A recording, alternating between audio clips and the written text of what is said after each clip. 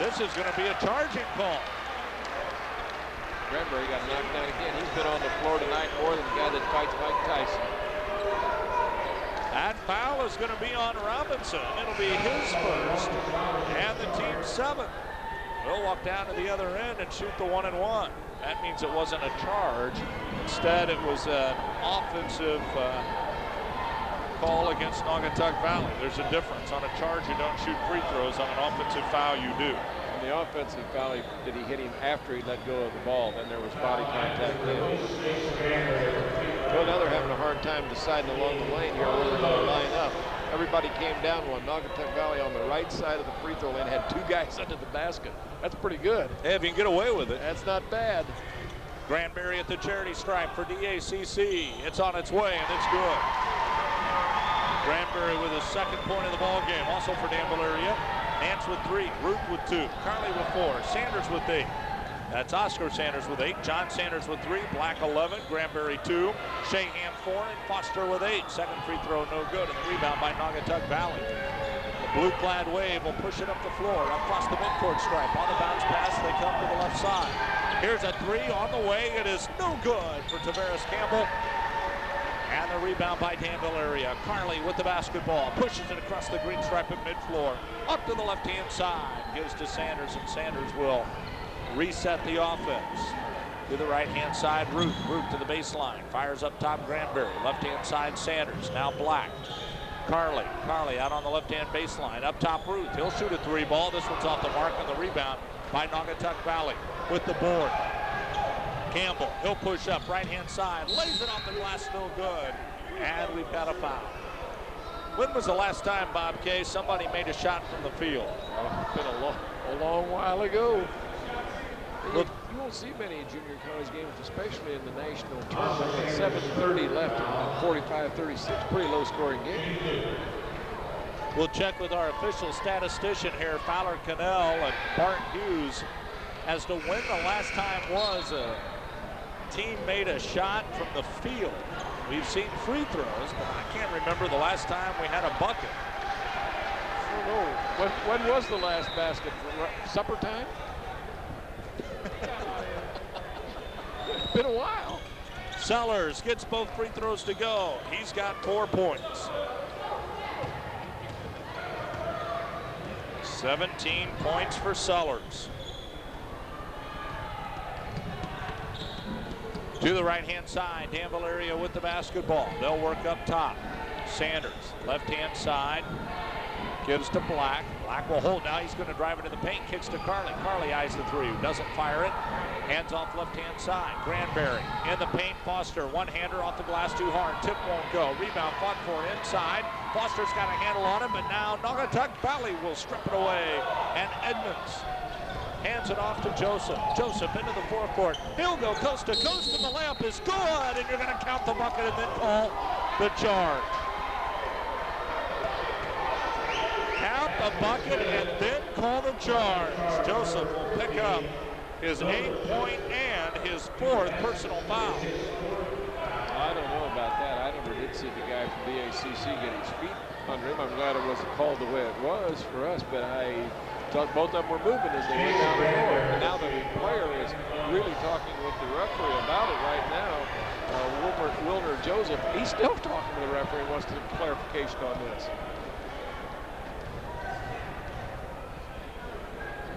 Granbury at the line, and the first one is good. Granbury with his 3rd point of the ball game.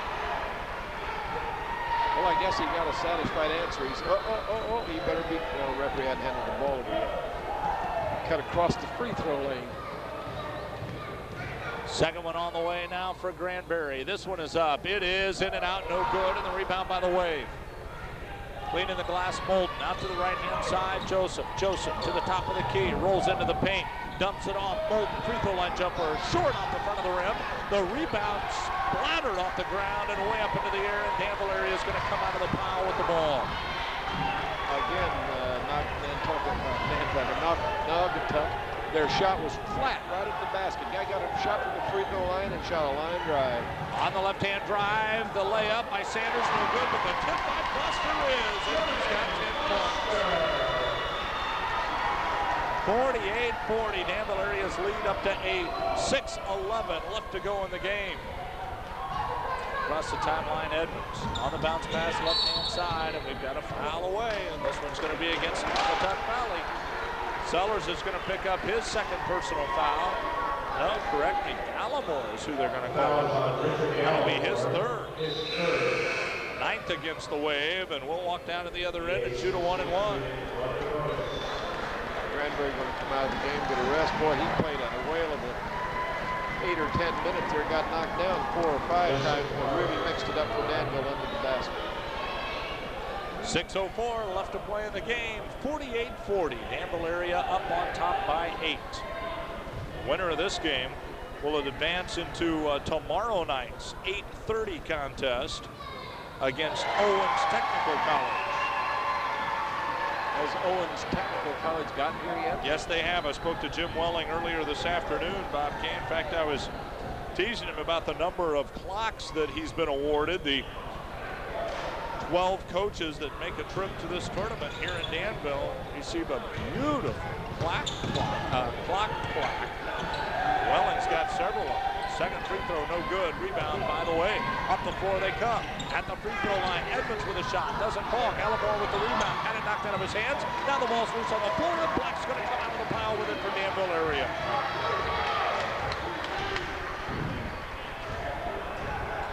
.5:34 left to go here in the game, and we've got another whistle away from the play, and this is going to be on Sellers, and that'll be his second and the team's 10. I asked Welling what he did with all those clocks, Bob Kay. He said he kept the first one, and since then he's given one to his son, one to a daughter, and one to his mother, and he's been able to pass them around the family.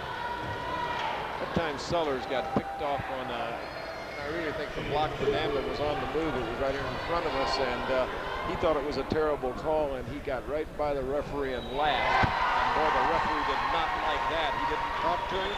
He didn't say anything nasty. He just showed him up by laughing at him and shaking his head, and the referee cornered him down into the basket and talked to him. He didn't like to be shown up like that, I don't think. First free throw by Black is good. He's got 12 points. Second free throw on the way. It's good. He's got 13. 51-40, the Danville area lead back to double digits, 11 points, 5:29 left to go in the game. Here's a drive and the layup, good by Wilner Joseph, he's got 10. Joseph that time went coast to coast, Bob Kay. Yeah, they haven't done that since early in the game. In the early part of the game, they did a lot of running, and they did try to drive the middle, and they got away from it. They just were successful again. Danville area with the ball on the left-hand side of the perimeter. Carly up top, now gives to Sanders, right-hand side. Sanders stops, feeds, top of the key. Black takes the three, drives into the paint, kicks to Sanders. His three ball on the way, too far off the side rim, with the rebound by John Sanders. And Danville area's got a fresh 35 on the shot clock. Out on the left-hand side, they give to Foster. Foster, Black, Sanders, left-hand side, Carly. To Foster out beyond the perimeter. Gives top of the key, John Sanders. Bouncing around beyond the arc. On the bounce down low, and the ball's almost picked off. It's loose on the floor. Now Edmonds with the steal. Brings it across the timeline. 3-on-2. Dumps to Gallimore, and the layup is good. Gallimore with his fourth point of the ball game.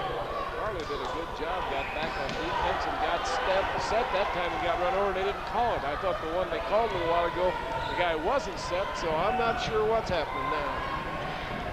Black out beyond the arc. 4 minutes left to go in the game. 51-44, Danville area out on top. John Sanders with the ball to the right-hand side, gives to Foster. Foster looking inside. Now comes up top Black. Black will hold top of the key, dribbles just outside the paint, dumps off Sanders, his shot on the way, hits the side of the rim, no good, and Naugatuc Valley has the rebound. With the ball, Edmonds with the slow trot across the floor, and a timeout is going to be called. It'll be a hold. We'll take it. 3:36 left to go here in the game. 51-44. The lead belongs to Danville area. You're listening to the NJCAA Division II Men's Basketball National Tournament Radio Network.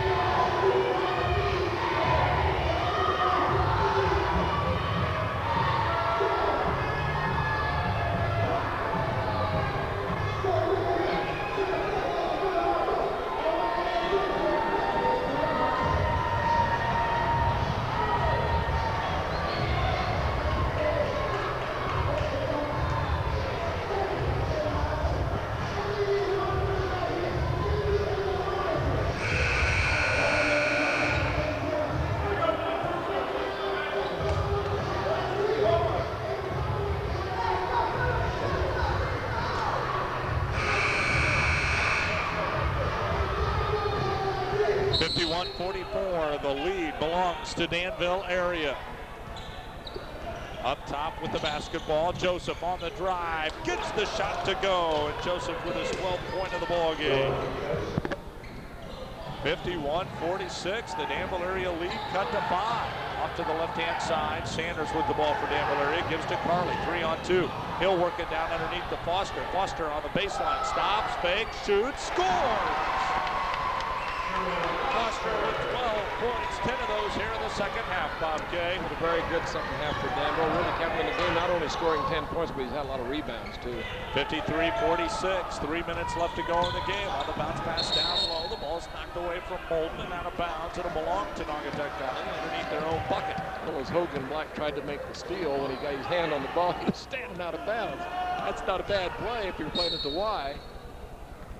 Off the inbound, the wave will fire up a 3-ball from the corner. It doesn't fall for Joseph. The rebound put back on the way, short for Cunningham, and this time it's a Jaguar who comes away with the basketball, and up the floor comes Danville area. Across the midcourt strike, in the middle of the floor, Danville area will work. Right-hand side to Black. Black across the perimeter to Carly. Carly, double team, feeds back to Black. Black stops, cross-courts it, and it's going to be picked off by Cunningham. He'll hand it off to Edmonds. Edmonds down the left-hand side of the floor. To Joseph from 3. Good! From 21 feet out. Danville now has picked up in the game 13 turnovers to 21 for Naugatuc. 53-49. The DACC lead cut to 4. 2-minute warning. Out to the left-hand side. Black with the Danville area ball. Gives to Carly. Carly up top. Now drives to the paint. Dishes underneath. Granberry layup good.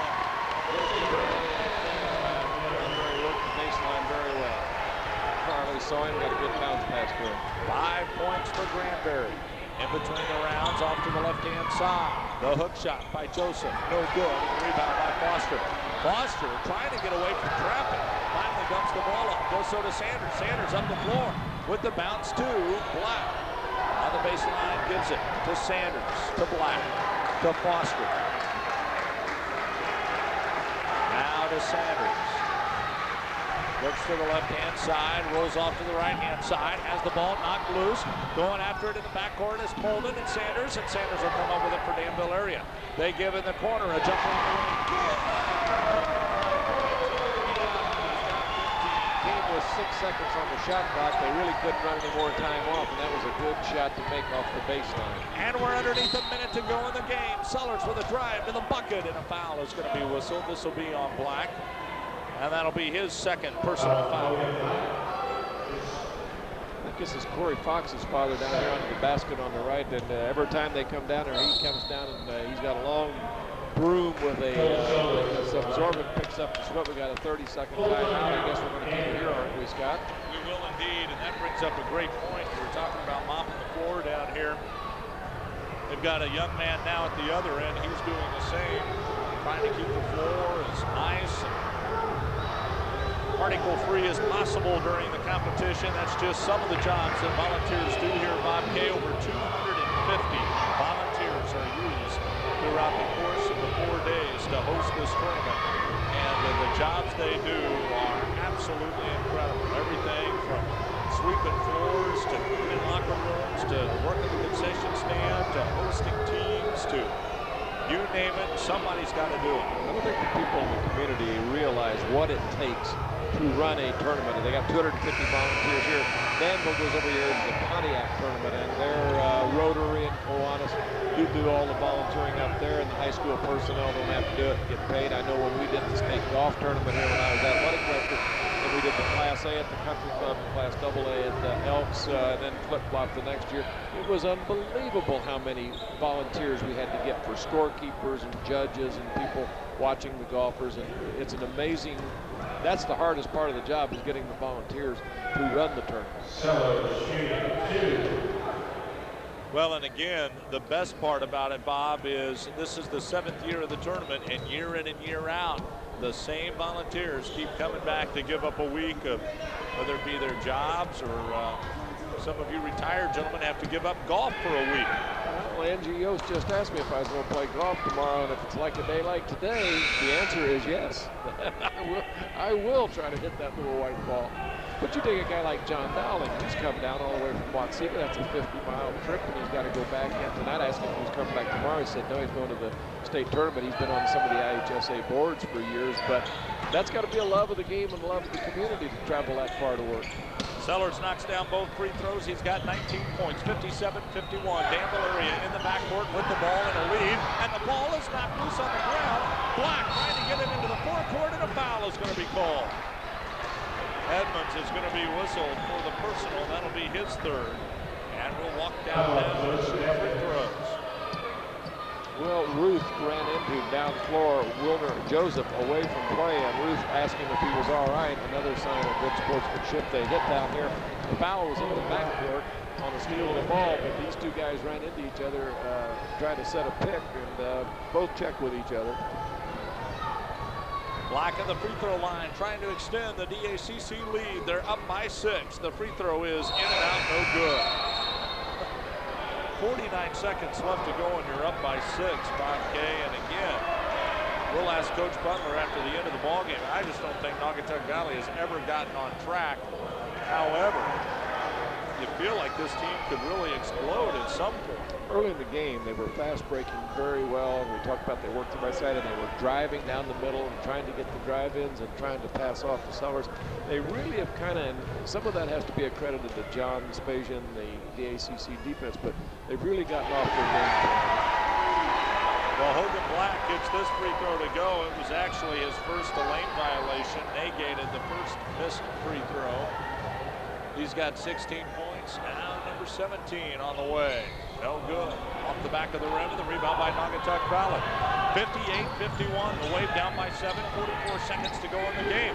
They feed to Gallimore. The three is no good. Off the back of the rim, the rebound by Carly in the backcourt.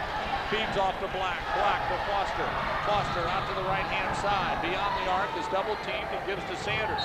Sanders over in the corner is going to be fouled with 29 seconds left to go. This foul is on Gallimore, and that'll be his fourth. When you're trying to hold the ball and 30 seconds to play, you don't want to go down into the right deep corner.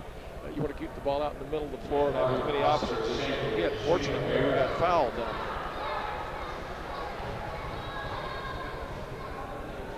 Two free throws on the way, and the first one is good. I'm glad you saw that lane violation on that last free throw, because I thought it was the ABA. I thought we were getting 3 chances to make 2. Second free throw on the way. It's good. Oscar Sanders gets them both. He's got 10. Dan Valeria up by 9. 27 seconds to go. Here's a 3 on the way. No good for Joseph. Rebound by Sellers. Putback is good. Sellers with 21 points. Pretty good basketball player. He plays good defense. He rebounds real well, but he's a real offensive player. Got a 30-second timeout. I think it's a 30-second. It is. And we'll have to see here. I think Danville's got this game pretty well in the bag with 22 seconds to go. The team has scored 53 points in the first 39 minutes. They're not going to score 7 in the last 22 seconds, I don't think. Well, let's give you the rundown for tomorrow now. The activity begins at 11 a.m. At 11 o'clock contest, a loser's bracket matchup between Lackawanna and Iowa Lakes. Then we get back to the championship bracket. 4 quarterfinal games. The 1 o'clock contest will be Northwest Shoals against Platte. The 3 o'clock game will be Penn Valley Community College against Baltimore Dundalk. The 6:30 game tomorrow night will be Aiken Technical College against Rose State College, that is.